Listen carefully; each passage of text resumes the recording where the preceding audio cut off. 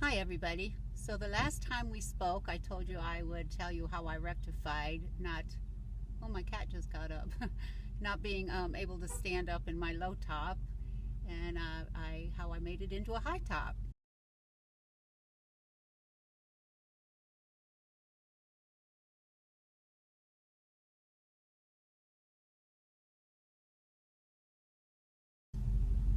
So I thought when I got my low top that I would actually be able to handle it. And after about 6, 7 months, I realized that I probably was not going to be able to handle this long term. I have a little bit of a bad back, and I have a bum knee that gives me trouble every now and then. And crawling around on my knees or bending over in the van was just not going to work for me. Probably would for somebody younger, but not for me. So what I did is I started um, looking at different ways to have a high top put on her. And Bob Wells had just had his high top put on, and he also had a GMC Savannah. So I watched his video about his high top, but he was very honest in saying he had gone the cheaper route and he had gone to North Carolina, and he wished he hadn't because it had given him trouble. It just with leaks and things. It just didn't work out well for him. I met him actually in Quartzsite here about 6 weeks ago. So we got to talking about the high tops, and I told him, I had gotten the GMC on his recommendation, and I also got the high top on his recommendation. And he asked me, how I liked mine, and I said I liked it a lot, and I'm glad I didn't go the cheaper route. So I ended up going to a place. Hold up one second, big truck going by. I'm in the park today. It's a beautiful day in Tucson. I got a nice breeze, got my doors open, got a nice breeze coming through here. But anyway, I went to a place in LA called Fiberine, spelled Fiberine. And they're out, like I said, they're out in LA, and they're a great bunch of people. I mean, I called them. I told them exactly what I was thinking about and what I wanted. I wanted a 2-foot extension on her. I'm 5'9", so I wanted to make sure after everything was said and done, I'd definitely be able to stand up. So I wanted the 2-foot extension. I wanted windows put on both sides. And I have an old cat, so if I go in the store or something, I want to be able to open those windows and she have a nice little breeze come through. And then I also went for the 2x4 reinforced wood in the sides and on the top. That allowed me to have something to screw into on the sides. Without that, you can't screw into the fiberglass. I mean, you don't want to start breaking into that. And it's not very thick. And then having it reinforced on top, so I could actually get up there and walk around if I needed to, and put whatever I needed to put on the top. It would be heavy enough to, that I could do that. So the way it all went about is I sent them half up front, and then when they said it was ready, I drove out to the Fiberine place in LA, finished up the paperwork and paid them the other half. They didn't take installments at that point. I'm not sure if they do now, but yeah, I had to pay them full price before I actually got her done. So, and then it takes them all day. They work on just one van at a time, one high top at a time, and it takes them all day. So they took me down to Long Beach, California.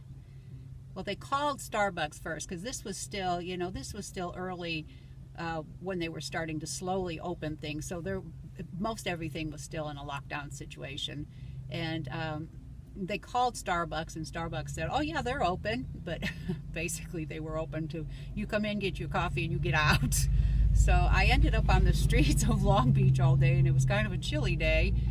It would have been great if it had been a nice day, because there's, you're by the Long Beach, good heavens, with the stores and the beach, and I mean, it would have been fabulous. But as it was, I just wandered the streets all day, and most of the places were locked down tight.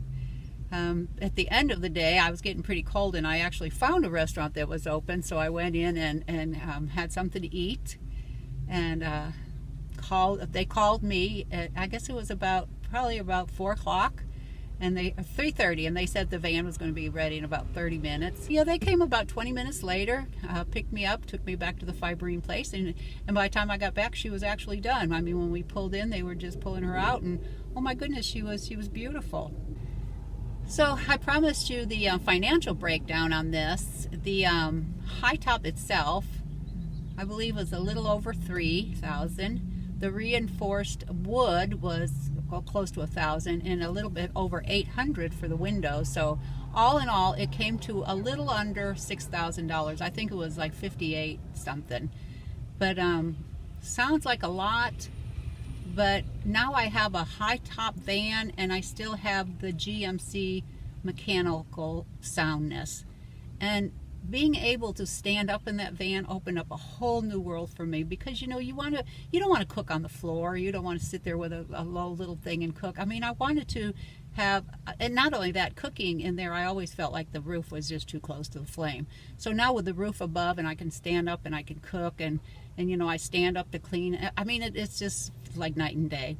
So if this will help you solve a problem, or if you've been thinking about it, I hope that gives you a little bit of idea of, you know, where to go and what it's going to cost.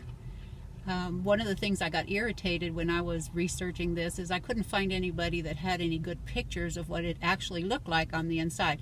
And I wish I had taken a picture of it before I actually started modifying it and covering it and stuff, but I didn't. But there are still parts of it that still show, and so I went ahead and got some of those pictures for you. It shows you the wood, and it shows you the tops, and it'll give you an idea of, you know, how it looks. See, here's where the sides look like. I added the 2x4s inside the fiberglass. That gives me stuff that I can nail into and screw into. See, right here, I've screwed these little baskets up. I'm going to put some lace and stuff on top of that cardboard. But yeah, see, it just, the back part of it looks like that. It doesn't have any reinforcement. And so see, if you didn't put the 2x4s in the side, you wouldn't be able to screw into them that way.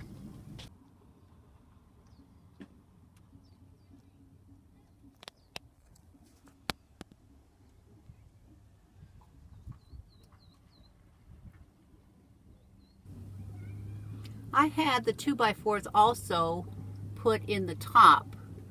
That way up to 300 pounds of weight can go on the top. Because see the little slats in between, they are screwed right up into the boards. Again, if I didn't have the boards there, I wouldn't be able to do that. Anyway, like I said, this has been a game changer for me, and it was really well worth it, and I hope this has given you some information that you may have been looking for. Thanks for joining me today. I really appreciate it. If you're interested in my channel and some of this info helps you, please hit the thumbs up and the subscribe. It really helps me at this point. Thanks, guys.